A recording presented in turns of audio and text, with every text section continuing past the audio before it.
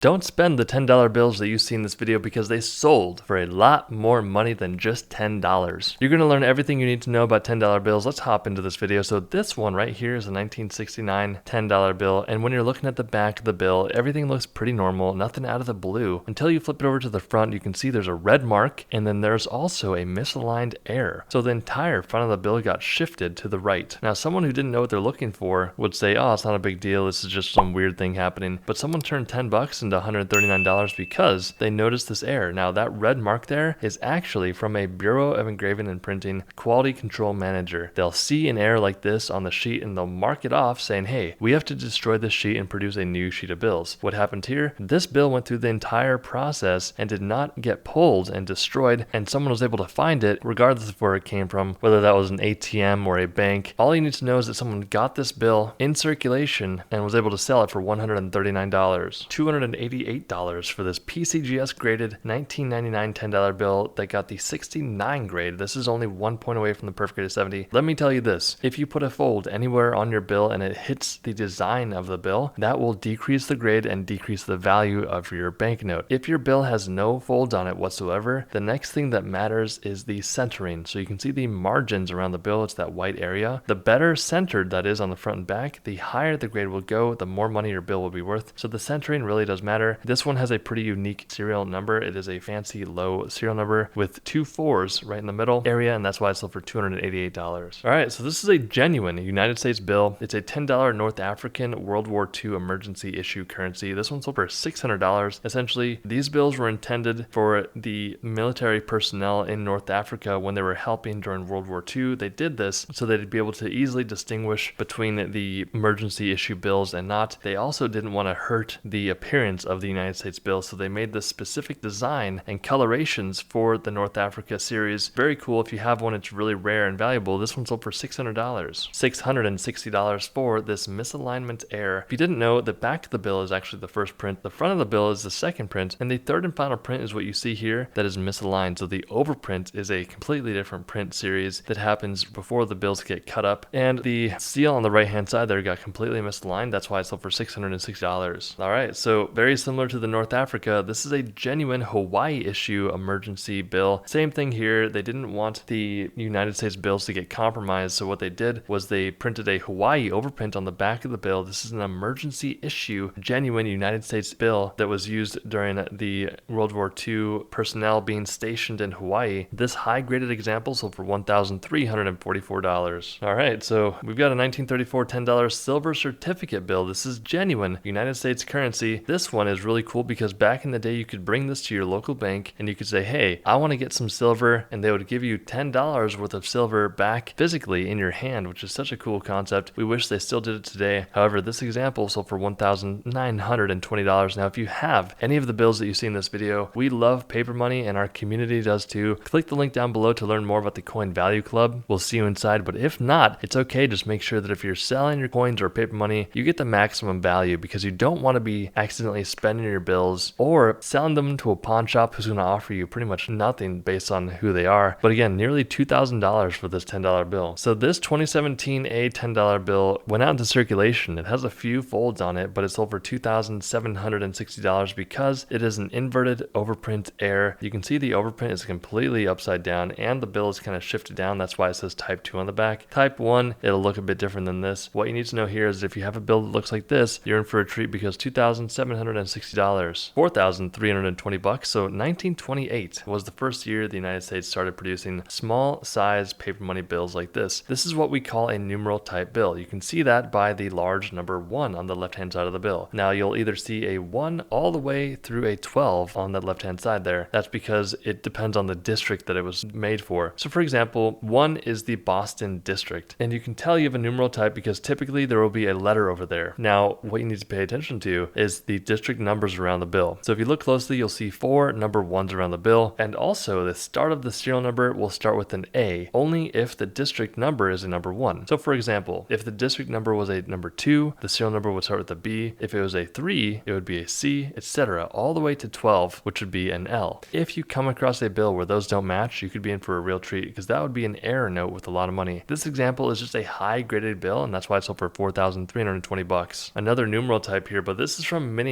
Minneapolis. So depending on which district your bill is from will dictate how much it's worth because, for example, Minneapolis and Texas are very sought after. They usually didn't have as many produced, so there is more demand for them. Specifically in high grades like this one, this 1928 $10 bill sold for $14,400. One of our favorite types of bills, I say that because we like a lot of different paper money, but very similar to the other silver certificate we went over. However, this is a very special bill, so pay close attention. This is what we call the king of silver certificates. This is a 1933 $10 silver that sold for $50,400, and that is because this bill should not have really had that date printed on there. 1933 should have never happened, and if you ever come across a 1933 $10 bill, we would love to look at it. Contact us because we're a big buyer of a note like this. Now, typically, we don't buy any coins or paper money anymore. However, this sort of bill is definitely in our wheelhouse. It is so challenging to come across one, especially in a high grade like this, and it has a pretty cool serial number of an 88. We love these 1933 silver certificates. $50,400 for that bill. That's crazy. If you want to join our Coin Value Club, click the link down below to learn more, and we'll see you inside.